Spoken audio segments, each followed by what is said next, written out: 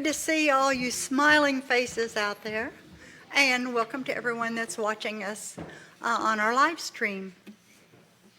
If you have only been coming here a short time, or if this is your first time, Mary is standing over there with a gold stole, and if you would stop by and visit with her, she has a packet of information for you, and she has Unity of Springfield coffee mug for you. Please check in on Facebook. Tell all your friends and family that you are here at Unity of Springfield. And then if you would be so kind as to turn your cell phone off, or at least mute it.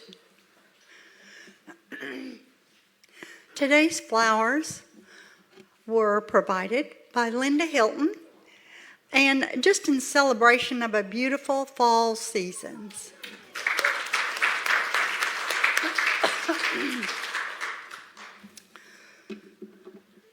Please join me in our mission statement. Our mission is to encourage and inspire spiritual and personal growth by empowering each other to be authentically all that we came here to be. Let's speak the affirmation for today's daily word. I know no fear, for I am under divine protection. We need not be ashamed of fear, but we do want to be free from fear. Sometimes the things we fear are small things, almost laughable. Sometimes the things we fear are purely imaginary. Sometimes the things we fear for which we should have a healthy respect, for they call the use of good judgment. But no matter what we fear, we are under divine protection, and fear need no longer hold us in bondage. How can we claim divine protection? How can we dismiss fear? How can we see through fear to reality? How can we temper wisdom with action so that we have no need for fear? We start by realizing that we are children of God and that God is good. His world is good. His activity is good. We identify ourselves with this good by keeping our thoughts on the good, looking for the good, expecting the good, and appreciating the good. Then, without the substance of our thoughts to nourish it, fear quickly disappears. We know we are under divine protection. The scripture is Luke 12:32, if you'll say it with me together. Fear not. And let's repeat the affirmation. I know no fear, for I am under divine protection. Excuse me. As Sue rings the prayer bowl, please hold the following people in your prayerful thoughts for their highest and best. Raymond, Tiffany, Ashley, Al, Lorinda, Nancy, Della, Lee, Gracie, John, Chris, Patty, Brett, Jennifer, Carolyn, Jane, Rachel, Jean, Steve, Austin, another Clay, Krista, Viola and Cordelia, Elby, Jennifer, Ed and Julie, and Stephanie Barton, and anyone else who comes to your mind.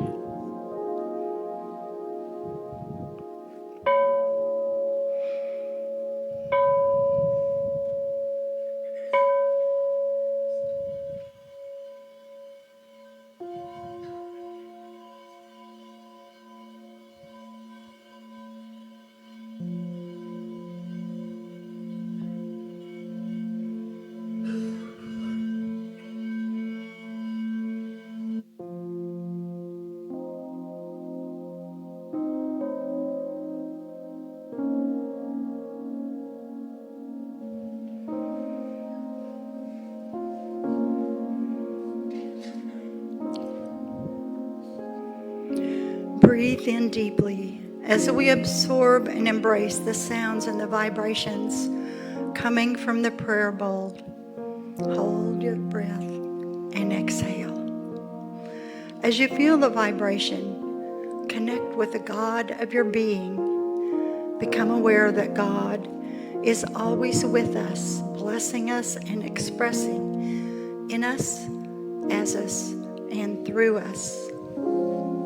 As we begin to relax and be fully present in the moment, bring your attention to the crown of your head, relaxing as you move down to your forehead, eyes, ears, lips, tongue, jaw. Roll your neck and shoulders to release tension and stiffness. Follow the relaxation as it moves down your arms, elbows, wrists, hands, and fingers. Feel and see the relaxation taking place in your body as you move down your spine and lower back. Relax your thighs, knees, calves, ankles, feet, and toes. Take a deep breath, hold, and exhale. We pray for the highest and best for all who have been placed on our prayer list by their loved ones. For the highest and best experience of life, we also include ourselves, our families, our friends, and our neighbors. For everyone on this earth, we affirm health and wellness, safety and security, abundance to allow needs, desires, and dreams be easily afforded, loving relationships with our family and friends, the guidance and inner peace we seek, and spiritual transformation. We surround not only our spiritual community, but also our city, our state, our nation, all nations, with prayers for fairness and safety, happiness, joy, abundance, inclusivity, peace among all in our country, in all countries, and all governments, especially those suffering in war-torn areas. We envision our country leaders coming together with a goal of compromise and the best for all, and fulfilling the trust we have bestowed on them. I invite our congregants here in the sanctuary and those viewing from home to accept that we are all worthy of all the good we desire, and we are loved by God just the way we are. We are so blessed by God's gifts to us of love, life, connection, our thinking minds. With infinite gratitude, we share our enthusiastic, loving energy with our spiritual community, extending to the whole world and everyone in it. In the silence, we take refuge from any struggle or suffering. We abide in comfort, joy, and peace beyond any circumstances of the world. We no longer feed our former fears because we are one with God, and we are always protected in the silence.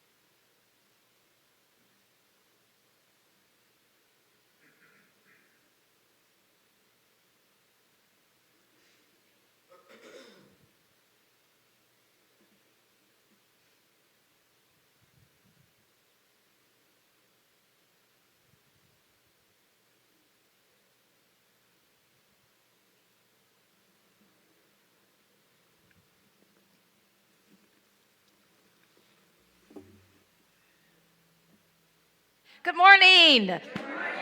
It's so good to see everybody this morning, and to those of you who are here for the first time, we're just tickled that you're with us today, and we hope that you'll come back and check us out again.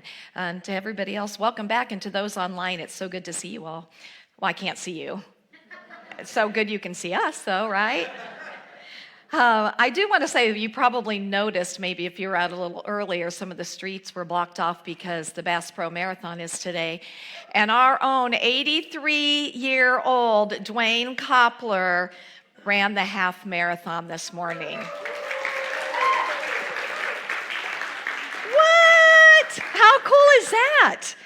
You know, no excuses, you guys. No excuses, right? I mean, that's pretty amazing, isn't it? So we'll have to celebrate him next week. All right, so today we are in our fifth week of the series called The Untethered Soul by Michael Singer. And as I was rereading the chapters for this week, I realized that so much of it is based on the structures that we have created around ourselves. Author Maria Nemeth calls these the structures of knowing. And unconsciously, we have created these structures in all areas of our life. And I know that for many of us, we have been working probably for years, sometimes for decades, on releasing some of these structures in our life, because a lot of times these structures keep us from growing. They keep us from really being the authentic being that we were created to be. And one of the main reasons that we don't release structures has to do with fear. This talk would have actually been great for last week before Halloween, as we're going to see, because we're not talking just about fear today. We're going to be talking about masks. Because one of the ways that we create structures in our lives is we create masks that we wear. Can all of us relate to the fact that we have many masks that we have worn in our lives, or masks that we currently wear in our lives? And for me, a mask simply covers our authenticity. It covers the beautiful being that we were created to be, that we haven't been able to fully trust, that we can show up as this beautiful individuated expression of God. Now, masks and fear go together, because the reality, my friends, is that we wouldn't be wearing these masks if we weren't afraid of something. So I'm going to share with you some of the reasons that we might wear the masks and what some of those masks might look like. So maybe we are afraid of being abandoned, so we don't let people in, or maybe we would be somebody to abandon first. And so that is wearing a mask of not needing anyone, or a mask of being a loner. Or perhaps we're afraid of being judged. Anybody ever afraid of being judged? Ever get that fear? So we don't put ourselves in situations to be judged. Or we become the judge ourselves, judging ourselves and judging others. And so, and how this might show up is that we may be afraid of showing our emotions. And, you know, this is especially true for men, because we have not really nurtured men, boys, as they're growing up, to feel free to show the emotions that are just natural, normal emotions, because we're afraid we might be judged weak or wimpy. And so we wear this mask of toughness, this mask of emotionlessness. It also may show up as being afraid of sharing our truth, of speaking our authenticity, because we're afraid we might be judged as being wrong. And so our mask that we might wear is the mask of the agreeer, or the mask of the people pleaser. Any people pleasers here? This could also show up as that we're afraid of looking like a fool, because we're afraid of getting laughed at. And so we may wear a mask of aloofness, a mask of, I don't really care what anybody thinks. And when in reality, most of us do care what people think. Another way that we wear a mask is that we're afraid that we're not enough.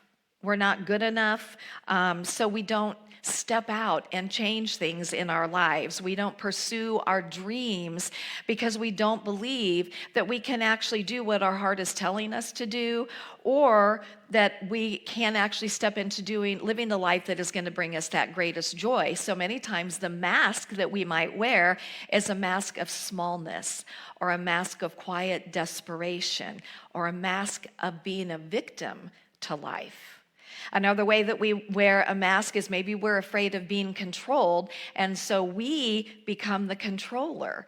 And so we wear the mask of, if you don't do it my way, you have to do it my way, or, I'm not going to be okay. Or maybe we're afraid that we're not going to have enough. Anybody ever have that fear, that you're not going to have enough money, have enough time, have enough whatever? And so we wear the mask of hoarder, or we wear the mask of cheapskate, those kinds of masks. And another one is that maybe we're afraid of not being accepted or not being liked. So we might wear a mask of aloofness or disconnectedness, or again, a mask of people pleasing. So anybody relate to any of those at all? And we probably you probably could send me some ideas on some more ways that we wear masks. The bottom line is that we wear masks because there's underlying fear. That's the reason that we put these masks on, because we are afraid of something. And fears can feel like they're big and overwhelming and ugly, and many times fears can feel like they're against us. So my intention today, and I'm going to just tell you right now, this is a talk that I pulled out from many years ago that I feel was relevant to today and to this topic. But my intention is to offer a different paradigm about fear today, and to create maybe a different perception of fear, and ultimately to change our relationship with this whole idea of fear. Now, I'm going to tell you that I lived a good part of my life into mature adulthood in fear. In many fears. Fear I wasn't good enough as a mom, as a wife, and at that time as a board member. Fear of people and their intentions, fear of the world. It was a big, scary place. Fear of the future. I just thought I would go to this place of, oh my gosh, if I die, what's going to happen to my children? I had a huge fear of death. This was, and I've shared this before, in my pre-unity days, my PU days. I really had those fears. But really my biggest fear was not being accepted. My fear, and that showed up as a mask of meekness, as a mask of being the agreeer. I was a big people pleaser. That is like my big one that I still work on, is not being that people pleaser. And just not being authentically me. And, for those of you who have been here for many years, you've seen that I've probably come out of that. I'm just who I am most of the time, because that's been an important part of my journey. So I went to our good friend Webster, and I found that fear is really a multifaceted phenomena. And what we have done in our culture is we have divided fear into good fear and into bad fear. And so the first one that I saw, thank you, is fear is a feeling of agitation and anxiety caused by the presence or imminence of danger. That's a good fear, wouldn't we all agree? That's that fear that keeps us safe. That's that fear that warns us, hey, probably shouldn't cross the street right now because there's a car coming, or something like that. So we would term that good fear, right? Yes? Okay.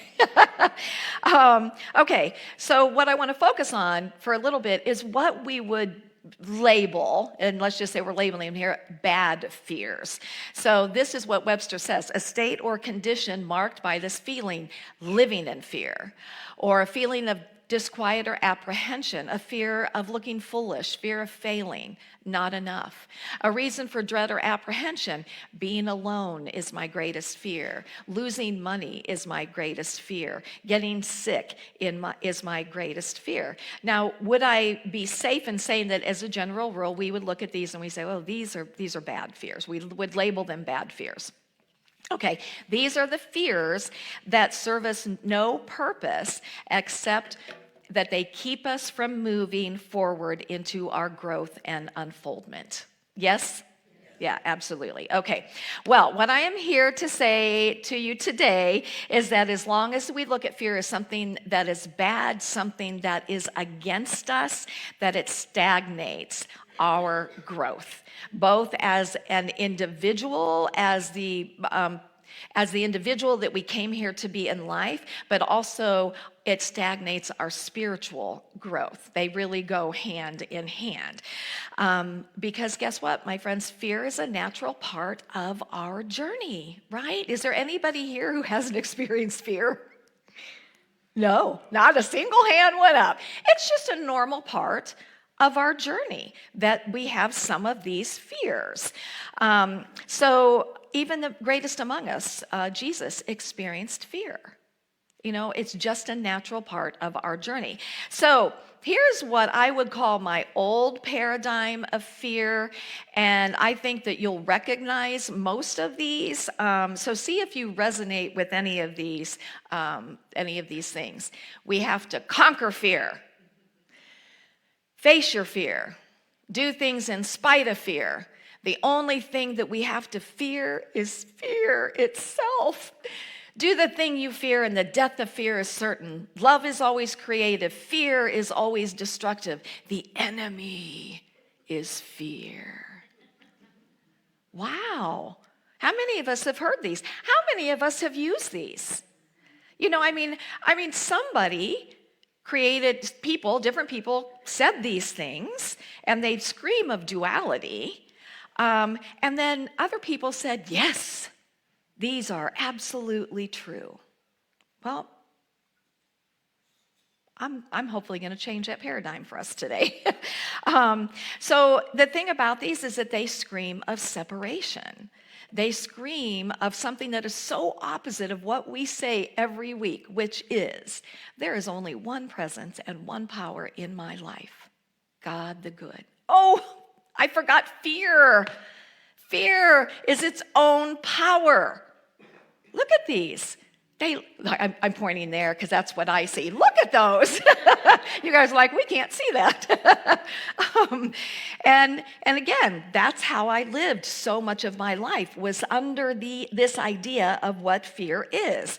And when we go to the third principle of unity, which is thoughts held in mind produce after their kind, that what we focus on expands in our life, then as long as we have that consciousness that fear is that in our lives, then not only will we continue to have this negative adversary that we must conquer, but we will attract more experiences to have this negative adversary that we have to conquer, right?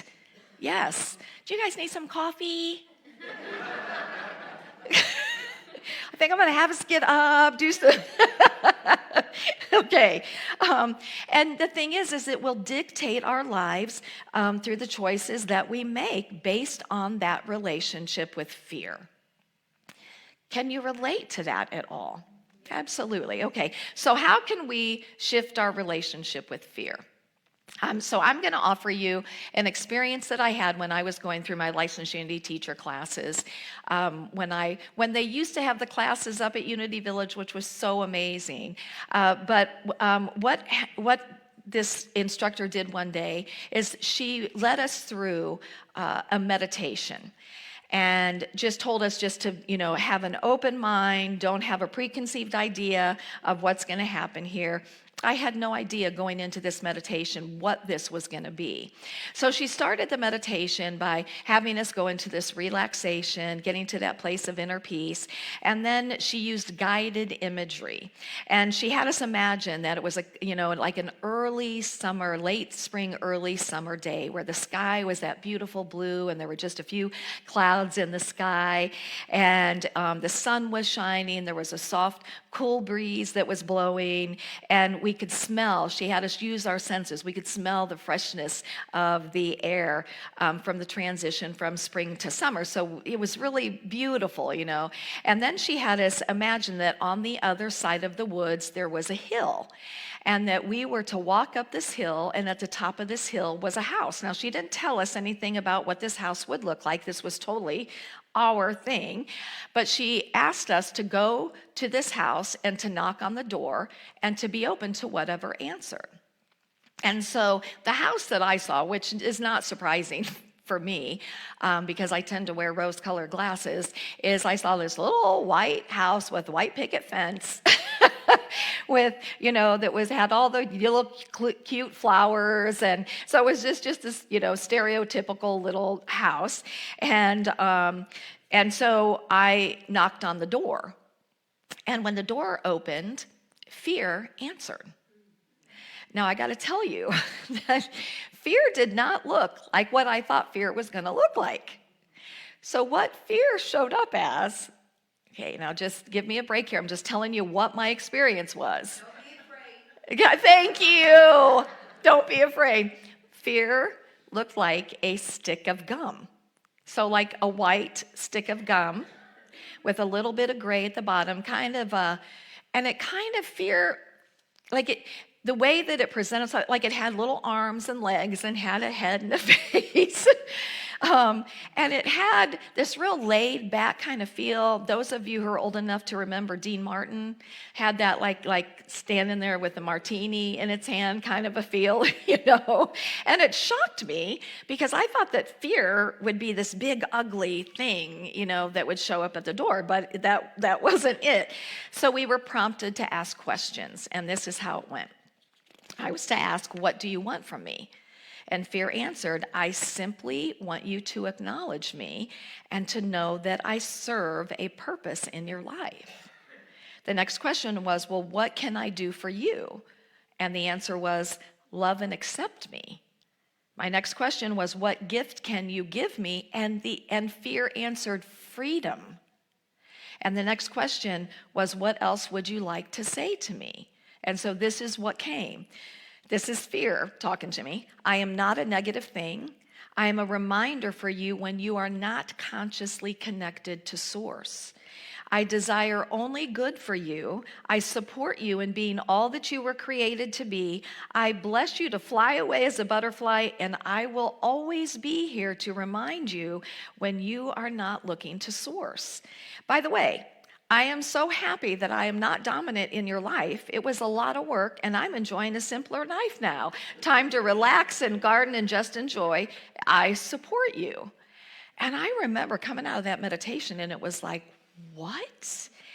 Because all this time, I saw fear exactly as I was explaining earlier, almost as if it was a power in and of itself, that it was against me, that it was something that was trying to trip me up.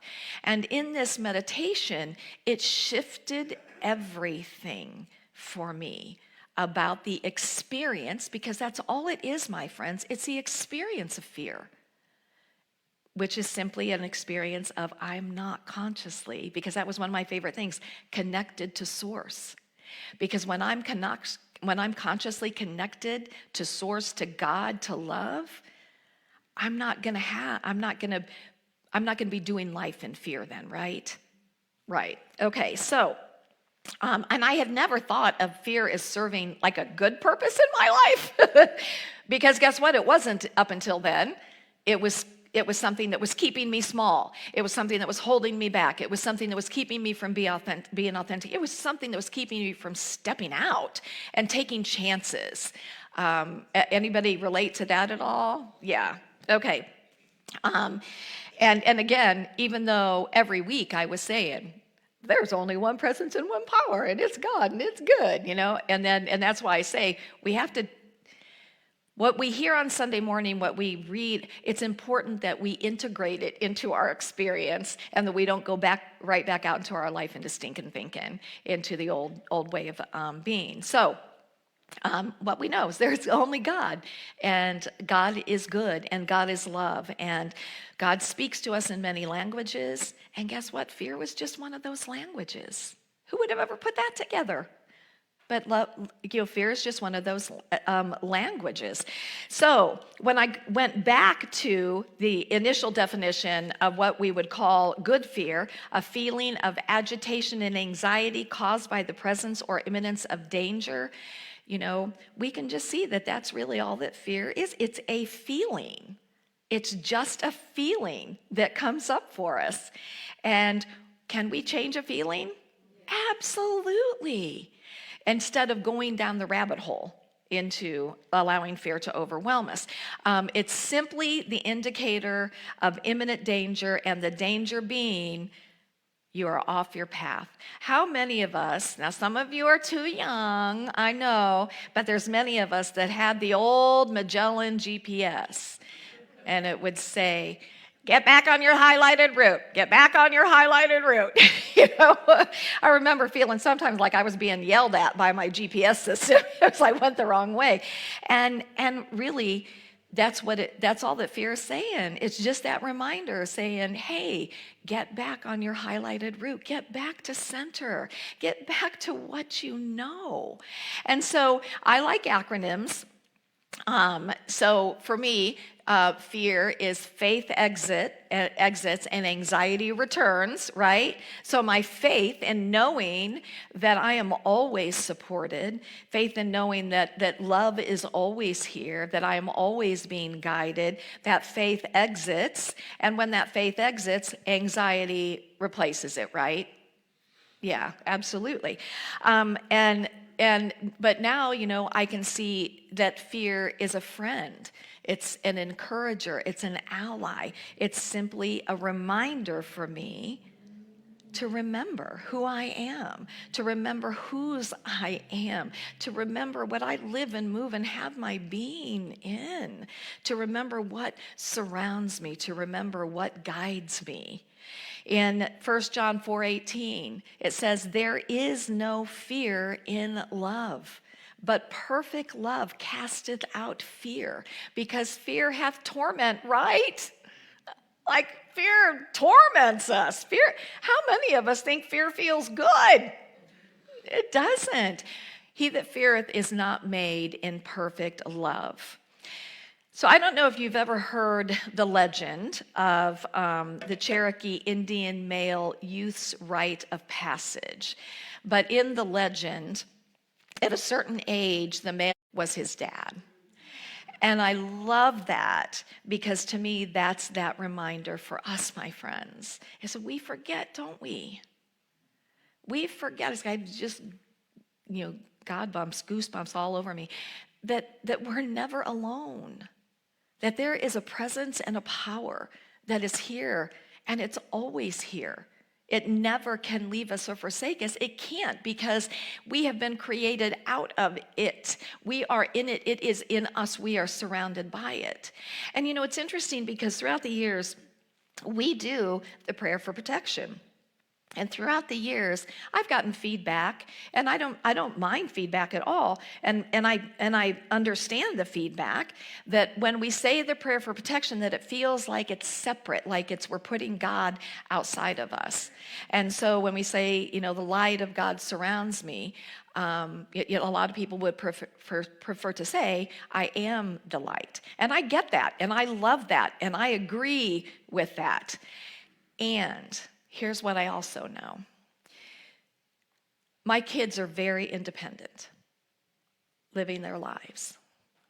But when something happens in their life that takes them down, who do they call? They call mom. And why? Because they know I'm going to wrap my arms around them. They know that I'm going to remind them. They know that my love is always there for them.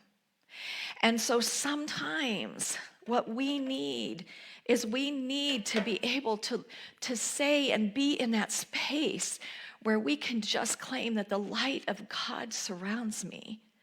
The love of God enfolds me. The power of God is protecting me. And the presence of God is watching over me. That's very different than just saying, I am the presence, I am the power. Sometimes we need that. And it's okay. Don't let anybody tell you that that's wrong. Because I promise you, there are people who want to say that. We have this whole paradigm shift going on in the unity movement right now about how to language things. And to me, it's God is both immanent and transcendent. God is within me and God is all around me. And sometimes I need to tap into that, knowing that, remembering that the very presence of God is right where I am and is guiding me. I need to feel it. I need to feel that loving embrace. So use this, because this is so powerful. And wherever I am, God is. All is well. And sometimes I might need to just say, and all will be well, because right now it doesn't feel well. It's okay. So that's the first thing. The last thing that I want to share with you is so many of our fears come from feeling like we are not enough. And I'm going to tell you, in my counseling, my spiritual counseling, it almost always comes down to that in some way we do not feel like we are enough. We have not been really nurtured to know what incredible beings that we are enough just as we are. We don't have to lose weight to be good enough. We don't have to make a certain amount of money to be good enough. We don't have to have a certain education to be good enough. We don't have to have a certain kind of car or wear a certain brand of shoes or whatever it is that our culture has put out there for us. We don't have to have the next newest thing that the media is always trying to tell us that we need to have to be good enough, to be accepted, to be loved. And so what I want to leave you with today, my friends, is this: you are enough. You are good enough. You are smart enough. You are strong enough. You are beautiful enough. You are kind enough. You are brave enough. You are more than enough. Just as you are right now, you are enough. So I'm going to invite you to take this in and let's say together, I am enough. I am enough. I am good enough. I am smart enough. Let's say it, yeah. I am strong enough. I am beautiful enough. I am kind enough. I am brave enough. I am more than enough, and I will always be. And so it is, and so it shall be. And the divine in me sees and celebrates that beautiful light that is in every single one of you, and it can never be anything but that. You are that light. Namaste. Namaste. Thank you. We need that sometimes, don't we? Okay, as our ushers and our band is getting ready to come forward, we have this beautiful opportunity in our service to be in support financially of Unity of Springfield and all that we are here to be, all that we are here to give, all that we are here to create together within these walls, but outside of these walls. So let's take our gifts in our hands and let's bless them together. Divine love through me blesses and multiplies all that I have, all that I give, and all that I receive. And thank you, God. Thank you, Sue. Once again, we have Ms. Baylor Cumberworth singing I'm Letting Go.